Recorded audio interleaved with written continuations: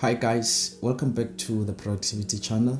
My name is Njabulo and I am a third year Bachelor of Education student at the University of KwaZulu-Natal, and this is my Productivity channel. If this is your first time coming here, please subscribe and become part of this wonderful growing productivity family. And if you're a returning subscriber, thank you so much guys. Your love and support is just amazing.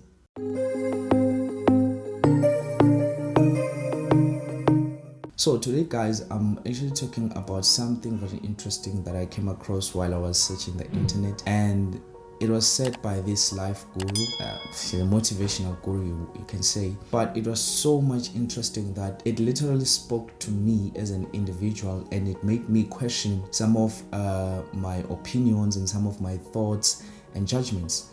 And then I said, you know what, it's definitely going to be something that I have to share with you guys and also get your opinion on it. Now, this life guru presents a very interesting analogy, and in this analogy we have a boy and then we also have a teacher at school.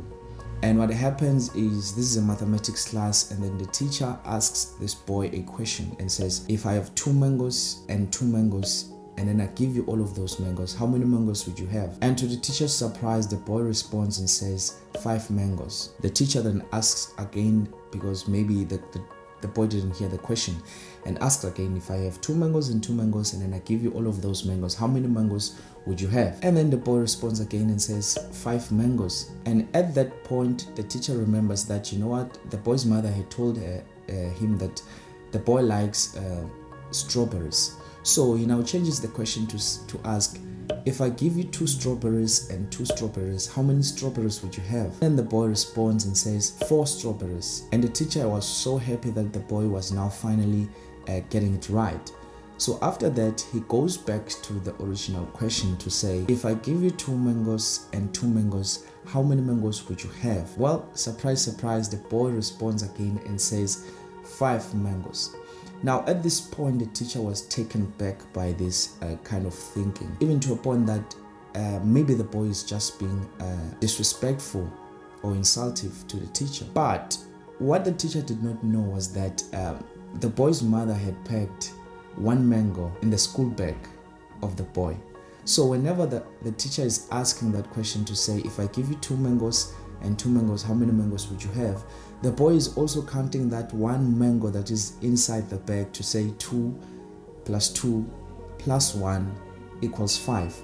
So that's why he continues to say 5 mangoes. But when the teacher says 2 strawberries plus 2 strawberries, he says 4 strawberries, because that is also true. Now, the interesting part for me is when it comes to how he breaks this down, our kind of understanding of other people.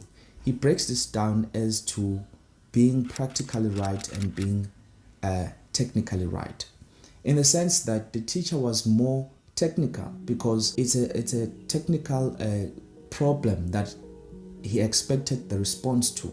2 plus 2 equals 4. So to everybody's eye, the expected answer was always going to be 4. But then the boy was being more practically right about the answer, because 2 plus 2 plus 1 in the back equals 5. So in actual sense, both of them are correct. Now, this was so interesting for me, how both of these people were correct and how easily he categorized both of their responses. And that for me just drew everything to my life and how I make my own judgments on other people and how I view other people's decisions. Many times it's so easy for us to quickly jump into conclusions without really understanding the other person's point of view and the reasons they have for making certain choices in their lives or making certain choices in whatever they're doing. Now, to make an example, for us in the Black community, it's more normal that we expect people to find a job, and after finding a job, to take care of their family first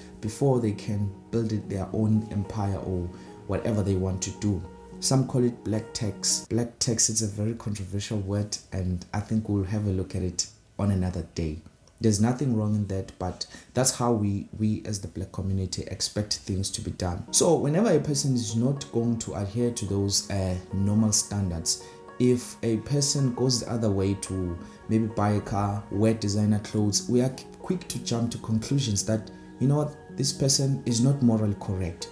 What they're doing, they're not taking care of their family, they're not doing this, they're not doing that. But what happens is we fail to really understand and dive into the reasons why they are making those decisions. It could be that they are buying that car because of the work environment that they are at. Maybe they are staying far from their work location, so they really need to drive in order for them to be able to arrive at work early and on time. It could be that they are wearing these designer clothes because there are some deals and opportunities that they want to close, and we know that there's this saying that you are what you present yourself as. So in actual sense, what they are trying to do is maximizing their opportunities and increasing the chances of them capitalizing on those opportunities. So all in all, at the end of it all, it's about understanding the dynamics that each individual faces. It's not everyone who's going to live by the book. There are certain situations that cause you to react in a different way, and it's important that we understand that as individuals. And ever since I saw that, I self-introspected myself, and it changed my view in a way that I now am in a position to really understand why people make certain decisions, because it's not going to be the same for everyone. So the concept of being practically right and technically right has changed my point of view so much. Now I'm no longer just about what is right and what is wrong, but I'm trying to understand the reasons behind the right and the reasons behind the wrong. Please do comment down below and tell me about your experiences, and how do you find the concept of being practically right and technically right.